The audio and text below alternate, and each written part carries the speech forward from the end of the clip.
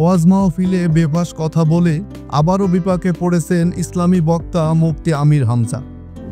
যদিও এরকম আচরণ তার জন্য নতুন কিছু নয়। এর আগে এক ওয়াজ মাহফিলে ভারতের দক্ষিণী অভিনেত্রী রাশমিকা মান্দানার সৌন্দর্যের বর্ণনা দিয়ে সমালোচনার শিকার হয়েছিলেন। রাশমিকা মান্দানা নাম শুনেছেন? চেহারার কাটিং এ এখন পৃথিবীতে 1 নম্বরে আছে। তখন সবাই বলতেছিল, আমির হামজা কি পাগল হয়ে গেছে নাকি? যা মনে আসতেছে তাই বলতেছে। অজের মতো একটা পবিত্র স্থানে কিভাবে এইসব নায়িকাদের নিয়ে কথা বলতে পারে? ভারতীয় অভিনেত্রী রাশমিকা মান্দানা সাম্প্রতিক সময়ে ব্যাপক জনপ্রিয়তা লাভ করেছে। ব্যাক টু ব্যাক অনেকগুলো চলচ্চিত্রে অভিনয় করে আলোচনায় এসেছেন তিনি। ভারতের এই অভিনেত্রী এখন বিশ্বজুড়ে দারুণভাবে আলোচিত।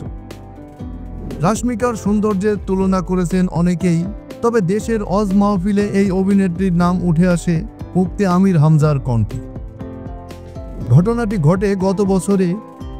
এক ওয়াজ মাহফিলে সৃষ্টিকর্তার সৌন্দর্যের উদাহরণ দিতে গিয়ে রাশমিকাকে বিশ্বের অন্যতম সুন্দরী হিসেবে আখ্যা দেন আমির হামজা। যদিও তিনি রেফারেন্স দিয়েছিলেন বিভিন্ন গণমাধ্যমের, আমির হামজার ওয়াজ মাহফিলের এই ভিডিও মুহূর্তে ভাইরাল হয় সামাজিক যোগাযোগ মাধ্যমে। নেটিজেনদের আলোচনা সমালোচনার ঝড় ওঠে। যদিও আমির হামজা বিষয়টির জন্য ক্ষমা চেয়ে নেন, কিন্তু সাম্প্রতিক সময়ে সামাজিক যোগাযোগ মাধ্যমে ভিডিওটি আবারও ভাইরাল হয়েছে।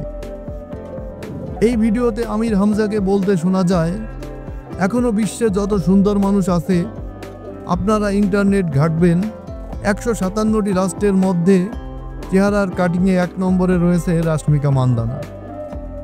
এই মহিলার দিকে একটু আল্লাহর নাম নিয়ে তাকাবেন, দেখেন তো কি সুন্দর করে আল্লাহ তাকে বানিয়েছেন। এর চেয়ে শতগুণে সুন্দরী ছিলেন আমাদের আদিমাতা হাওয়া আলাইহিস সালাম। সেবার এই ধরনের বক্তব্যের জন্য তুমুল সমালোচনার মুখে পড়েন আমির হামজা। এক পর্যায়ে চেয়ে নেন ক্ষমা।